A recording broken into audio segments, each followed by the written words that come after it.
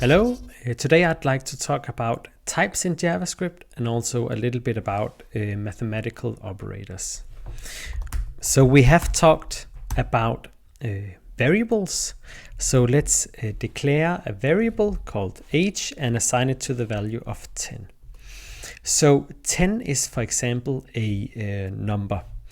With numbers, we can do things like say add equal to age plus 1, and then we can try and log out the age. So here we basically add something to the age. So this should be 11. Let's try and see what it says when we run it. And let's go to the console. And we can see that it's 11. Cool. We could also say age equals 10 plus 20. Okay. And it gives us 30.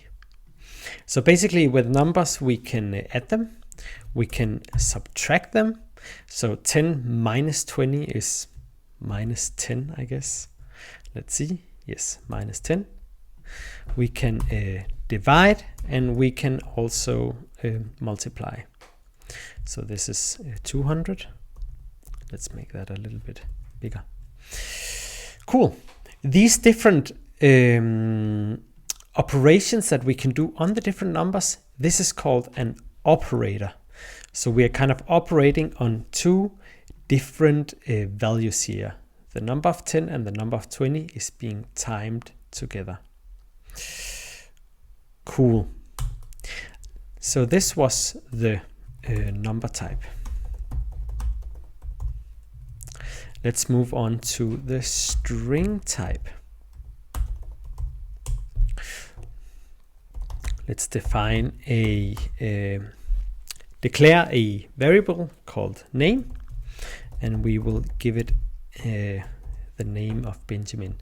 So basically this is a string that has the double quotes, and it's basically text, okay? But in programmatic terms, we call it a string. So it can be defined with double quotes like we have here. It can also be defined with single quotes. Okay, it's also text. So let's try and log out name here. So now we should see the 210 times 20 and then the string Benjamin. So we see here. So what would happen if we remove the quotes? Well, now we are referencing a variable called Benjamin, okay? And we don't have a variable called Benjamin here, okay? So if we have text that we are working on, like a name or a school name or a car name or whatever, then we need to do it as a string, okay?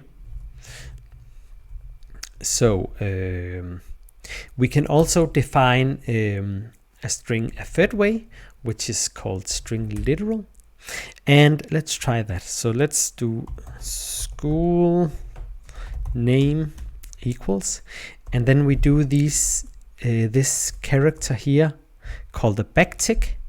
Then we can say Kia, Kia, and finish the backtick, and then a semicolon.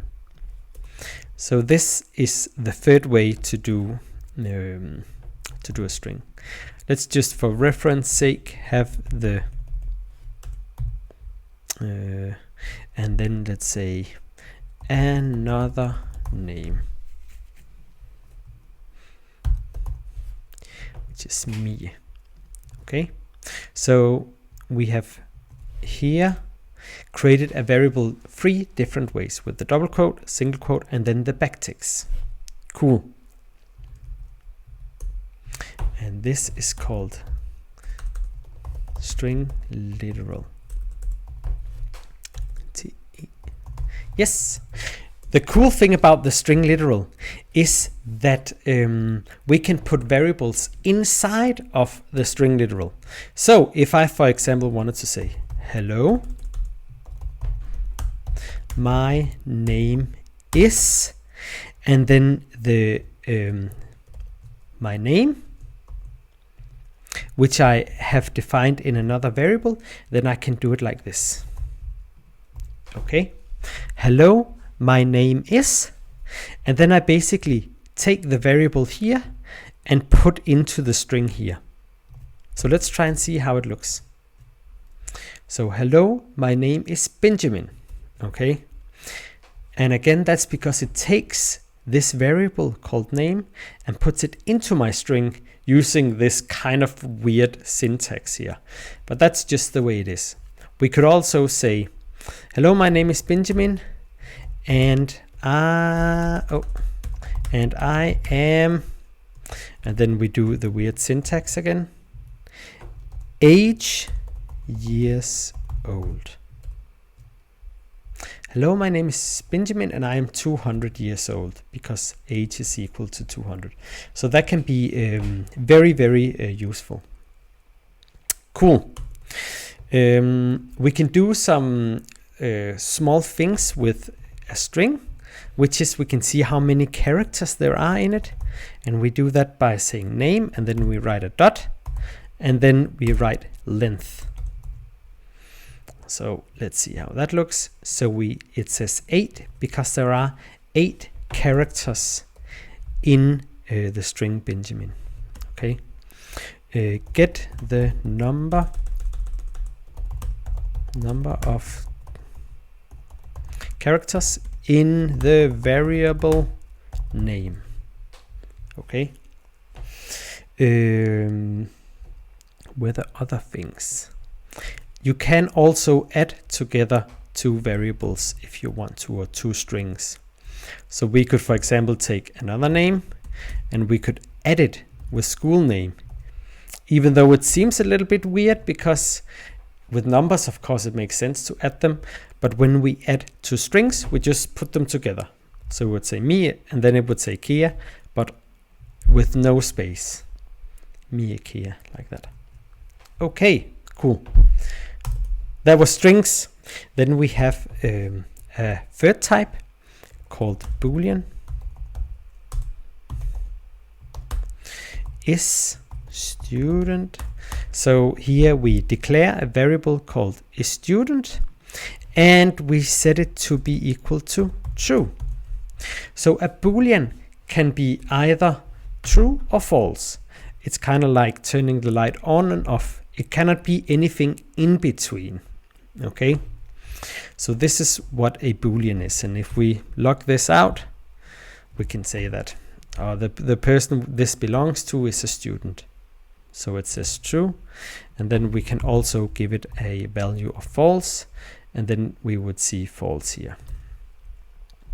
Okay, the last thing that I'd like to talk about is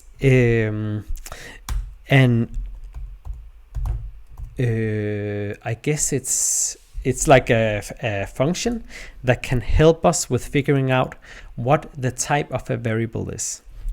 So let's say we didn't know what the type of, for example, name was. Then we can write type of and then name. And this should give us a string, because inside of the variable called name there is a string. Oh, let's try and see that. It's a string here. So what would happen if I did like this? Let's go and see. It says that there is a number, and let's try with the last one, which is a student, which is a boolean. Then it says it's a boolean. Okay. Cool. So that was the number type and the string type and the boolean.